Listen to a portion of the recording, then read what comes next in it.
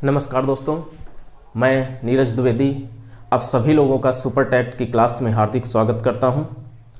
देखिए, हम लोग 1 फरवरी से सुपर टैट की रेगुलर क्लास स्टार्ट कर रहे हैं। तो सुपर टैट को पास करने के लिए हमारी रणनीति क्या होनी चाहिए, हम तैयारी कैसे करें सुपर टैट की ताकि हमको सफलता मिल सके, इस पर आज हम थोड़ी सी चर्चा करेंगे। तो इस पर चर्चा करने के लिए हमने 5 बिंदुओं का निर्धारण किया है। इन 5 बिंदुओं पर अगर हम अमल करें तो निश्चित तौर पर हमको सुपर टैट में सफलता मिल सकती है। कौन कौन से वो 5 बिंदु हैं, देखिए एक एक करके। सबसे पहला जो बिंदु है वो है धैर्य, यानी हमको तैयारी में धैर्य से काम लेना है।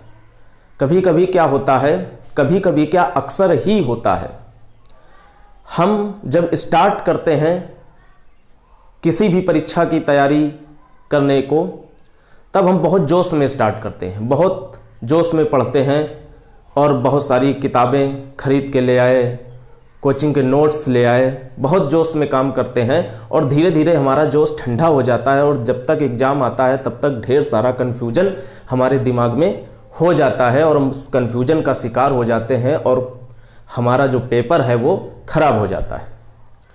तो जो बच्चा धैर्य से काम नहीं लेता है उसका काम जरूर खराब होता है। तो सबसे पहली बात तो हमको धैर्य से काम लेना है, एक स्पष्ट रणनीति से काम लेना है और उस रणनीति को हमको अंजाम तक पहुंचाना है। शुरुआत से हम एक रणनीति लेकर चलेंगे, धैर्य से काम करेंगे और हम अंत तक उसी रणनीति के सहारे पहुंचेंगे। तो सबसे पहली बात तो यह है कि हमको धैर्य से काम लेना है। और देखिए, दूसरी जो बात है वो ये है कि केवल सुपर टैट को ही अपना लक्ष्य बनाएं। कभी कभी क्या होता है कि आज हम सुपर टैट पढ़ रहे हैं, जोश से सुपर टैट की तैयारी शुरू कर दी, फिर क्या होता है कुछ दिन बाद रेलवे की वैकेंसी आ गई, छोड़ दिया सुपर टैट, रेलवे को पढ़ने लगे। कुछ दिन बाद कोई दूसरी वैकेंसी आ गई, लेखपाल की वैकेंसी आ गई, उसको पढ़ने लगे, रेलवे को छोड़ दिया। ऐसा अक्सर होता है। तो ऐसा होने से क्या होता है, हर कंपटीशन का सिलेबस अलग अलग होता है और हम जब सिलेबस अलग अलग होगा तो एक स्पष्ट रणनीति के साथ हम तैयारी नहीं कर पाएंगे, तो निश्चित तौर पर हम फेल हो जाएंगे। इसलिए हमें केवल सुपर टैट को ही अपना फिलहाल लक्ष्य बनाना है। दूसरी बात, तीसरी बात क्या है, पाठ्यक्रम के अनुसार हमारी सही रणनीति। रणनीति का होना बहुत जरूरी है, सही रणनीति वो भी। हम भाई युद्ध करने जाएंगे तब भी एक रणनीति के साथ जाएंगे और रणनीति भी कैसी होनी चाहिए, सही रणनीति होनी चाहिए, तभी हम युद्ध में विजय होंगे। कोई केस चल रहा है, कोई मुकदमा चल रहा है, तब भी हम रणनीति के साथ जाते हैं वहां पर और एक सही रणनीति के साथ जाते हैं, तभी हम मुकदमा जीतते हैं। तो यहां पर भी हम तैयारी करें तो एक सही रणनीति के साथ करें। तैयारी कई लोग करते हैं लेकिन सफल कुछ ही होते हैं, उसका कारण यही होता है, जो लोग सही रणनीति बना लेते हैं, स्पष्ट रणनीति बना लेते हैं कि हमको इतना सिलेबस ऐसे ऐसे पढ़ना है, सब कुछ दिमाग में फीड कर लेते हैं कि इस प्रकार से हमको तैयारी आरंभ करनी है और यहां तक हमको ले जानी है तैयारी अंत तक। जो बच्चा ये दिमाग में बिल्कुल सेट कर लेता है उसी को सफलता मिलती है, ये आप बिल्कुल नोट कर लीजिए। तो पाठ्यक्रम के अनुसार हमारी सही रणनीति होनी चाहिए और वो रणनीति कौन बताएगा, वो रणनीति टीचर बताता है। तो हम आपको एक स्पष्ट रणनीति देंगे, एक स्पष्ट पाठ्यक्रम के अनुसार पढ़ाएंगे कि इस तरीके से आप अपने लक्ष्य तक पहुंच सकते हैं। चौथा पॉइंट क्या है, अधिक किताबों में मत उलझें। कुछ बच्चे क्या होते हैं, बहुत ज़्यादा किताबों में उलझ जाते हैं, ये किताब राइटर की ले आए, दूसरे राइटर की ले आए, तो सब कुछ पढ़ने से क्या होता है, दिमाग में हौच पौच हो जाता है और इतना कन्फ्यूजन क्रिएट हो जाता है कि एग्जाम हॉल में कोई क्वेश्चन आता है तो हम कन्फ्यूजन के शिकार हो जाते हैं और कई क्वेश्चन हमारे गलत हो जाते हैं। हम सोचते हैं कि अरे यार ये तो क्वेश्चन हमको आता था, पढ़ा था, लेकिन गलत हो गया। उसका कारण यही होता है कन्फ्यूजन, और कन्फ्यूजन क्रिएट कब होता है, जब आप बहुत सारी किताबों में उलझेंगे। पढ़िए किताबें, अच्छी बात है, लेकिन एक वही स्पष्ट रणनीति के साथ कि हम इतना मटेरियल पढ़ेंगे तो बिल्कुल ठोस पढ़ेंगे, बिल्कुल स्पष्ट रणनीति के साथ पढ़ेंगे, और हम इतने सिलेबस में जो इतना इतना हमने इस तरीके से पढ़ा है वो सारा का सारा बिल्कुल कंठस्थ होगा हमारे दिमाग में। तब एग्जाम हॉल में कभी भी कंफ्यूजन नहीं होगा और आप निश्चित सफल होंगे। अगला पॉइंट देखिए, कर्म की प्रधानता रखते हुए अपने आराध्य पर विश्वास। कर्म की प्रधानता रखते हुए सभी लोग अपने आराध्य पर विश्वास रखें, आपको सफलता मिलेगी। लेकिन याद रखिए, कर्म की प्रधानता होनी चाहिए। कर्म की प्रधानता नहीं है तो बिना कर्म किए हुए ईश्वर भी नहीं सुनता है। आप कर्म नहीं करेंगे तो ईश्वर भी नहीं सुनेगा आपकी। भाई ईश्वर किसकी सुनेगा? ईश्वर उसी की सुनेगा जो कर्मशील है। देखेगा ईश्वर की ये तो बहुत अधिक परिश्रम कर रहा है, बहुत अधिक कर्म कर रहा है, तो उसी की ईश्वर भी सुनता है, यानी भाग्य उसी का साथ देता है। दूसरे शब्दों में तो कर्म की प्रधानता रखते हुए अपने आराध्य पर जो है विश्वास रखना है। तो ये कुछ बिंदु हैं जिनको ध्यान रख करके, जिनको दिमाग में रख करके आपको तैयारी करनी है। अब देखिए, हमने कुछ रणनीति बनाई है, कुछ तथ्य बनाए हैं, कुछ बिंदु आपके लिए बनाए हैं कि कैसे हम आपको तैयारी कराएंगे। तो देखिए, हम अपने बिंदुओं पर चर्चा करते हैं। देखिए, हमारी क्या रणनीति है? हमारी रणनीति है 10 का दम सामान्य अध्ययन। यानी हम क्या करेंगे कि लगभग प्रतिदिन 10 क्वेश्चन सामान्य अध्ययन के बताएंगे। लगभग प्रतिदिन 10 क्वेश्चन सामान्य अध्ययन के बताएंगे। और उन क्वेश्चनों में विशेषता क्या होगी? विशेषता यह होगी कि ऐसे क्वेश्चन नहीं होंगे कि पहला क्वेश्चन हमने सिंधु घाटी का ले लिया, दूसरा ले लिया भारतीय राष्ट्रीय कांग्रेस का, तीसरा ले लिया भूगोल का, चौथा ले लिया विज्ञान का, पांचवा ले लिया गौतम बुद्ध का। ऐसा नहीं होगा। हमारे सामान्य अध्ययन के जो प्रश्न रहेंगे वो बिल्कुल टॉपिक वाइज क्रम से होंगे, यानी बिल्कुल घटनावार होंगे। जो भी 10 क्वेश्चन होंगे तो प्रश्नोत्तर के माध्यम से बिल्कुल टॉपिक वाइज, बिल्कुल एक एक करके सिस्टम से 10 क्वेश्चन प्रतिदिन आपको जरूर कराए जाएंगे, लगभग प्रतिदिन।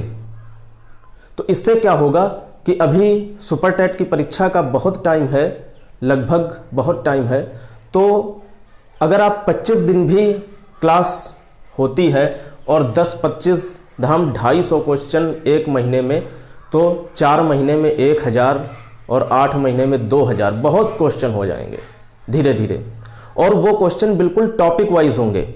अगर हिस्ट्री का कोई एक टॉपिक है, मान लीजिए हिस्ट्री का टॉपिक है गौतम बुद्ध के बारे में, आपको बौद्ध धर्म के बारे में बताया जा रहा है, तो बौद्ध धर्म के बारे में, गौतम बुद्ध के बारे में ही 10 क्वेश्चन होंगे। फिर उसके अगले दिन फिर उसके आगे से 10 क्वेश्चन। इस प्रकार से क्रमशः होंगे बिल्कुल। ये एक्स्ट्रा आपको 10 क्वेश्चन दिए जाएंगे प्रतिदिन, बताए जाएंगे, आपको डिटेल से बताए जाएंगे, समझा करके बताए जाएंगे, ताकि एग्जाम में कंफ्यूजन भी क्रिएट ना हो। बिल्कुल आप घटना के क्रम को समझ सकें।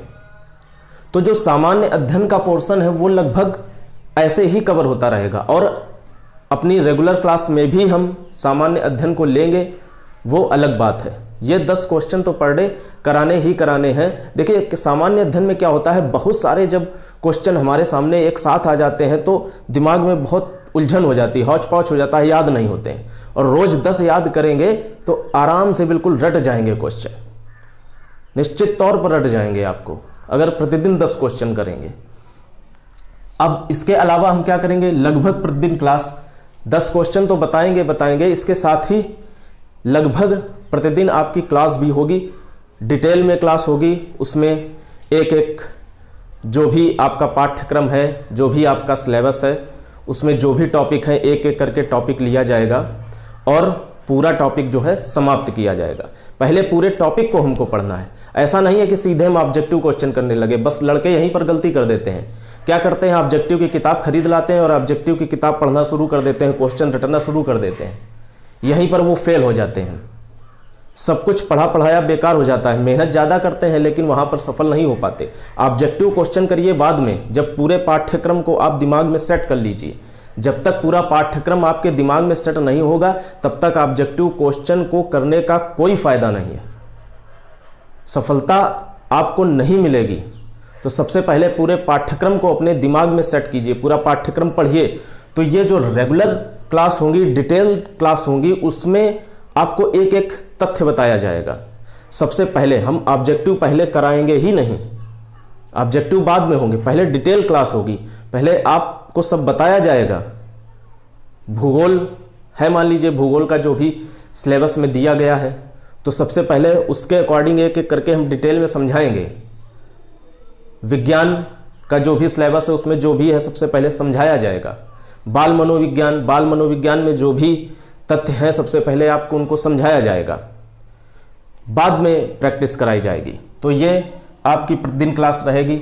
एक और आपको एक्स्ट्रा चीज हम पढ़ाएंगे, गणित में बिल्कुल कमजोर छात्रों को अलग से मार्गदर्शन।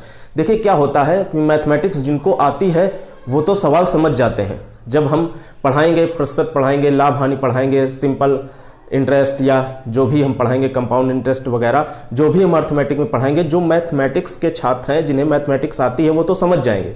कैलकुलेशन है वो तो समझ जाएंगे, उन्हें आसान लगेगी। लेकिन देखिए जिन्होंने मैथमेटिक्स नहीं ली है, जो आर्ट साइड के स्टूडेंट हैं, उनको कैलकुलेशन करने में बहुत दिक्कत होती है। जैसे उनसे कह दिया गया कि 2x + 3 = 5x + 5 है, बहुत आसान है। जिनको मैथमेटिक्स आती है वो x का मान आसानी से निकाल लेंगे। लेकिन जिनको बिल्कुल नहीं आती है, आर्ट साइड के स्टूडेंट हैं, उनके साथ समस्या होती है, ये उनको हल करने में दिक्कत होती है, वो पक्षांतर नहीं कर पाते हैं। तो जब बिल्कुल बेसिक चीज़ें वो नहीं कर पाएंगे तो वो क्या पढ़ पाएंगे?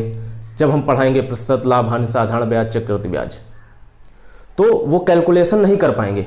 इसलिए जो गणित में बिल्कुल कमजोर छात्र हैं उनको बहुत छोटी छोटी चीज़ें, बिल्कुल जो छोटी छोटी चीज़ें हैं, पक्षांतर करना, भिन्नों का जोड़ना, जैसे 3/5 और 2/3 जोड़नी है, कैसे जोड़ी जाएगी?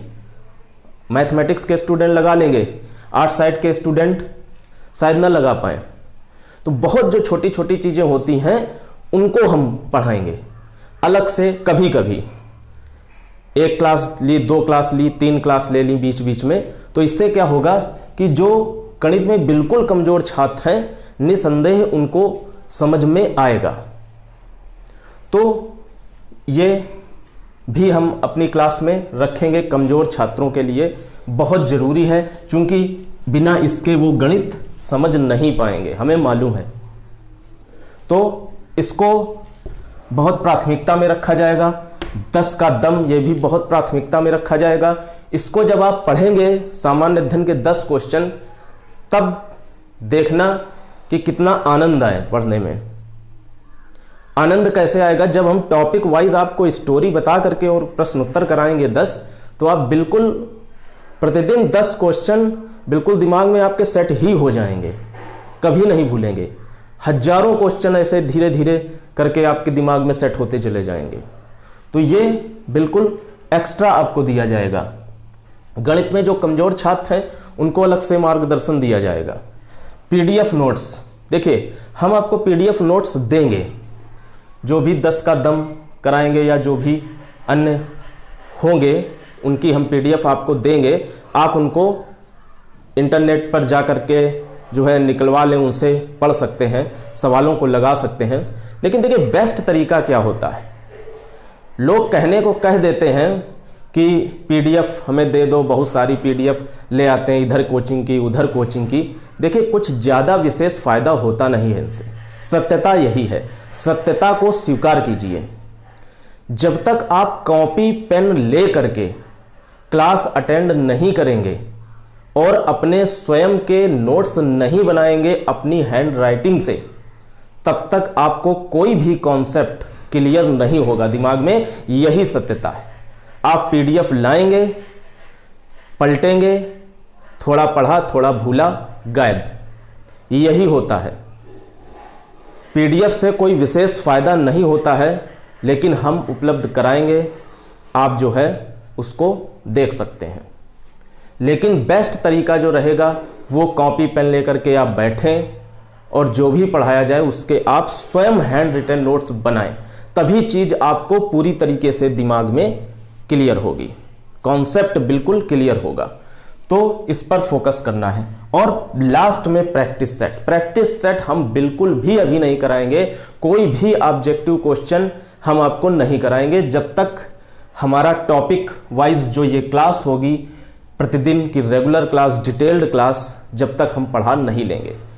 किसी भी टॉपिक को हम जब पढ़ा लेंगे पूरी तरीके से, तब प्रैक्टिस सेट कराया जाएगा उस टॉपिक से संबंधित, और इतने प्रैक्टिस सेट कराए जाएंगे, इतने प्रैक्टिस सेट कराए जाएंगे कि आप स्वयं ही संतुष्ट हो जाएंगे कि हमको लगभग सब कुछ पढ़ा दिया गया है और हमारी तैयारी जो है वो बिल्कुल सही दिशा में है। आप खुद जानने लगेंगे, खुद आपको ये एहसास हो जाएगा, और वो एहसास तभी होगा जब आप कॉपी पेन लेकर के बैठेंगे और मेरी रेगुलर क्लास को जो है अटेंड करेंगे और हैंड रिटन नोट्स बनाएंगे, और सामान्य अध्ययन के भी आप नोट्स बनाएंगे। हम आपको प्रोवाइड करा देंगे पीडीएफ। जिनके पास टाइम नहीं होता है, जो जॉब करते हैं, उनके लिए आसानी होती है, इसलिए हम दे देंगे। लेकिन बेस्ट तरीका यही है, आप कॉपी पेन लेकर के बैठिए। तो इस तरीके से हमने आपको आज की क्लास में रणनीति बताई है कि हम अपनी रणनीति कैसे रखेंगे, क्या रखेंगे। तो आशा करता हूं आपको हमारी रणनीति पसंद आएगी। आप कमेंट बॉक्स में बताएं कि और हम क्या अच्छा कर सकते हैं, क्या बेटर कर सकते हैं। तो या आप व्यक्तिगत नंबर पर भी मुझे व्हाट्सएप करके बता सकते हैं। आपका जो भी सुझाव होगा उसको माना जाएगा। तो और एक चीज़ है, जो भी छात्र हमसे जुड़े हैं, जो इस चैनल के माध्यम से देख रहे हैं, वो हमारे चैनल को सब्सक्राइब कर लें और बेल आइकन साइड में होता है उसको भी दबा दें, ताकि आपको नोटिफिकेशन मिलता रहेगा जो भी हम नई क्लास अपनी अपलोड करेंगे यूट्यूब पर। तो हमारे चैनल को सब्सक्राइब जरूर कर लीजिए, बेल आइकन दबा दीजिए और लाइक कर दीजिए, और कमेंट में हमको बताइए कि हम और क्या क्या बेटर कर सकते हैं आपके लिए, आपके सुपर टेट की तैयारी में। तो हम आपके कमेंट का इंतज़ार करेंगे और 1 फरवरी से रेगुलर क्लास जो है वो स्टार्ट करेंगे। इसके पहले हम एक क्लास और लेंगे, उसमें हम सिलेबस बताएंगे कि सुपर टेट का सिलेबस कितना है और कहाँ से कितने अंकों के प्रश्न पूछे जाते हैं। यह भी हम एक क्लास आपको लेंगे, आपकी क्लास। तो ठीक है, मिलते हैं अगली क्लास में। धन्यवाद।